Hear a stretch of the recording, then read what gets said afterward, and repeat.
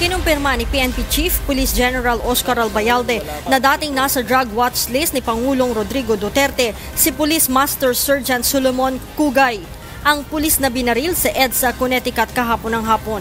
Ayon kay Chief PNP, nasangkot ang pangalan ni Cugay sa cuddling at recycling ng illegal na droga. Pero nilinaw nitong malinis na ang pangalan ni Cugay at naabsuelto na ito 2 taon na ang nakararaan. Accordingly, nasa PRRD list siya before, no? But according to the regional director kay General LSR, ito ay na-adjudicate na at na-clear na siya during the time of nung na-adjudicate siya. And for 2 years, basically walang nakitang illegal activity niya.